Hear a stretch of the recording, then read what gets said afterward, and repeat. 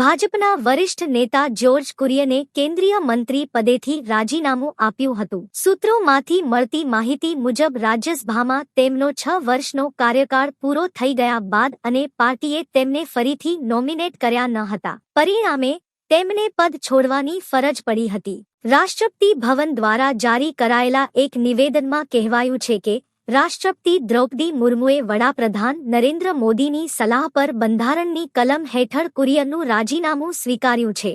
દરમિયાન મોડેથી વડાપ્રધાન નરેન્દ્ર મોદી રાષ્ટ્રપતિ દ્રૌપદી મુર્મુને મળતા મંત્રી મંડળમાં ફેરફારોની અટકળોને વેગ મળ્યો છે. પદ્મ એવોર્ડના કાર્યક્રમ પૂર્વેની મોદી મહામહિમને મળ્યા હતા અને ચર્ચા કરી હતી. ભાજપ પ્રમુખ નીતિન નબીન અને રાજ્યસભા સાંસદ અચાનક દિલ્હી પહોંચતા કેબિનેટની સાથે ભાજપ સંગઠનમાં પણ બદલાવની શક્યતા જોવાઈ રહી છે. મીડિયા અહેવાલો બાદ કુરિયન બાદ રવનીતસિંહ બિટ્ટુ, પંકજ ચૌધરી અને હર્ષ મલ્હોત્રાની પણ હુટ્ટીની ચર્ચાઓ થઈ રહી છે.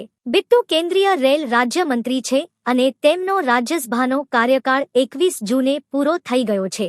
ભાજપે તેમને પુન નામાંકિત કર્યા નથી. હર્ષ મલ્હોત્રાને દિલ્હી ભાજપના અધ્યક્ષ બનાવાયા છે એટલે તેમને 2 પદના મુદ્દે કેબિનેટમાંથી હટાવાઈ શકે. જ્યારે ચૌધરીને ગયા વર્ષે ડિસેમ્બરમાં યુપી ભાજપના પ્રમુખ નિયુક્ત કરાયા હતા. 65 વર્ષીય કુરિયન કોટ્ટાયમના રહેવાસી છે. તેઓ વ્યવસાયે વકીલ છે અને લાંબા સમયથી ભાજપ સાથે જોડાયેલા છે. તેઓ ટીવી ચર્ચાઓમાં પણ પાર્ટીનો જાણીતો ચહેરો છે. 2024માં મોદી મંત્રીમંડળમાં કુરિયનનો સમાવેશ કરવામાં આવ્યો હતો. તે સમયે ભાજપ દ્વારા કેરળમાં પોતાની પકડ મજબૂત કરવા અને ખ્રિસ્તી સમુદાય સુધી પોતાની પહોંચ વધારવાની આ રણનીતિ તરીકે જોવામાં આવી રહી હતી.